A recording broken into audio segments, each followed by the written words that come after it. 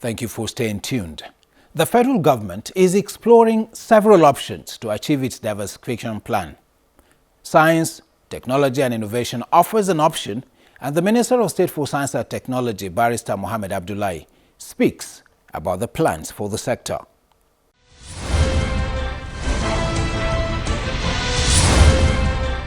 Barrister Mohammed Abdullahi, thank you very much for speaking with us on Dateline Abuja.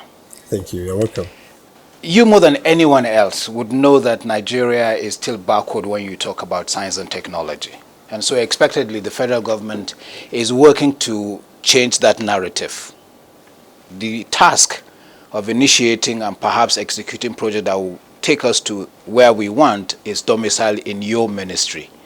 So tell me, in terms of planning, what is the blueprint you have to change this story?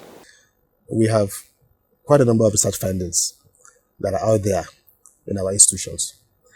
What basically remains is for us to transform these findings into, basic scientific drivers.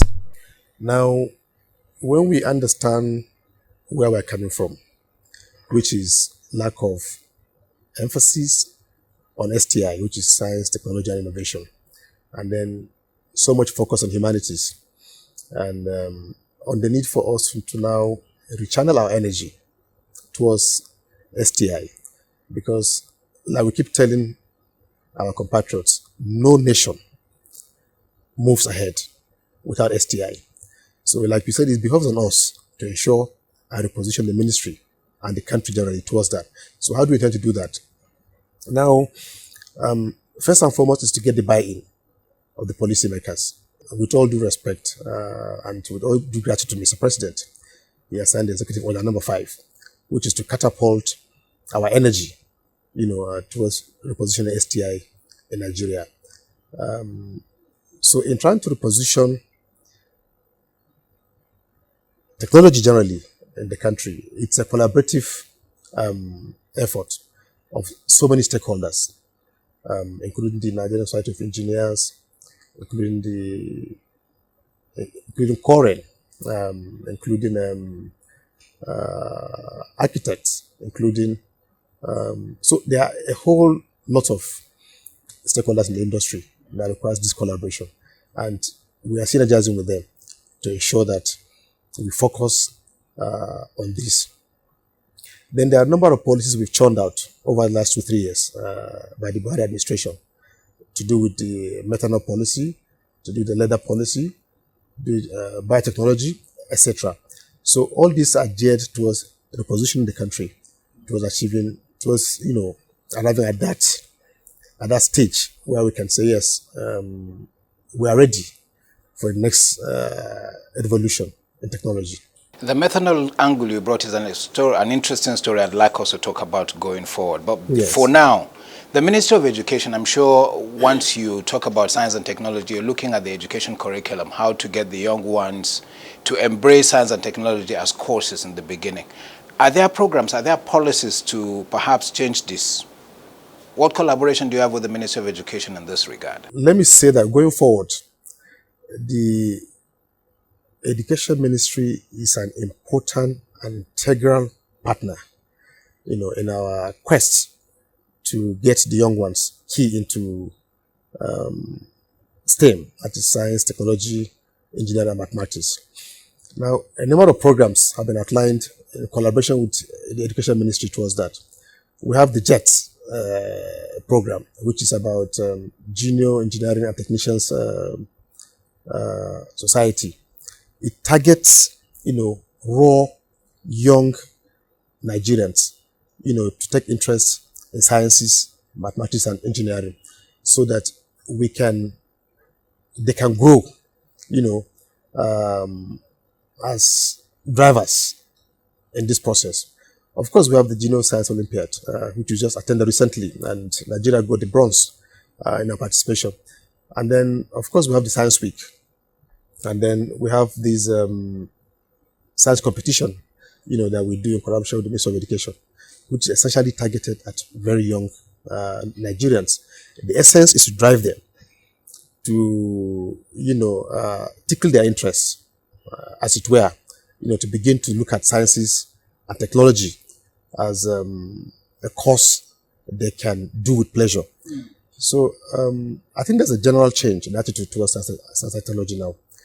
But let me make one important distinction, I guess. When you talk of science and technology, the average Nigerian just think of ICT. But ICT is just one gamut of technology. There are a number of core, core fields that are technology. For instance, you have biotechnology, you have space technology, you have core engineering, you have so a variety of technology. And so I hope that we begin to understand that what we do here is quite distinct from what the Ministry of Communications does, in terms of mandate and, in terms of outlook generally, in terms of, going forward. It is interesting to note how many programs you have channeled towards the young people to embrace science and technology. Yeah. But have you ever had reports of, lack of adequate teachers to teach science and technology? I mean, I have a science background as well, and I know how difficult it is for mathematics, science, and physics. That seemed to be a big problem with a lot of the students. Is there any plan, perhaps, some kind of collaboration to see that we improve the capacity of the teachers who impart this knowledge at that level? Yeah, I think it's a major challenge. Most primary and secondary schools lack the requisite teaching staff, to guide students towards science and technology.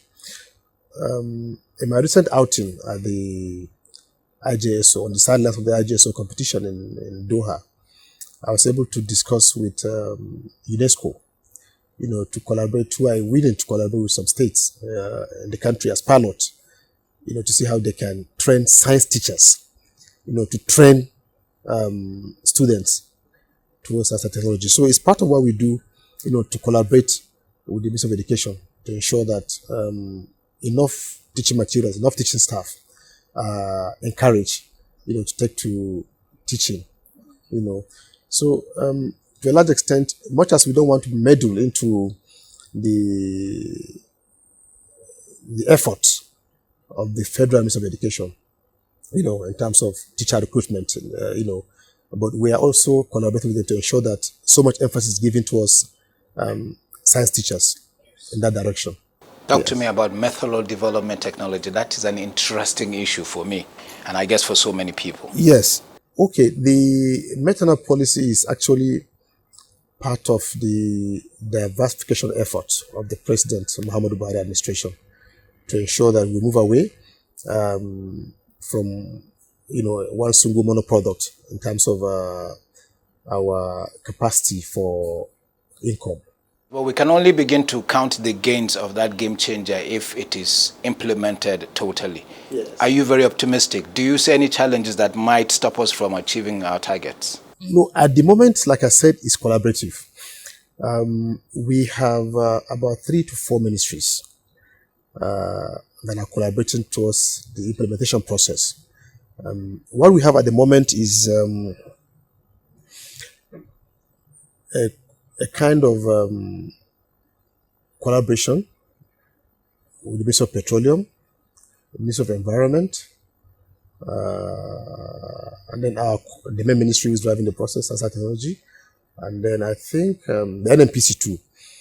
One is to look at source of funding of the policies and in terms of implementation, and then 2, to see to provide remedies for transition, from what we're used to now at the moment, which is purely based on petroleum products directly, and then see how we can transition to, a methane policy-driven economy. So I am confident that with this very sensitive Federal Executive Council Committee, that it can be implemented and is doable.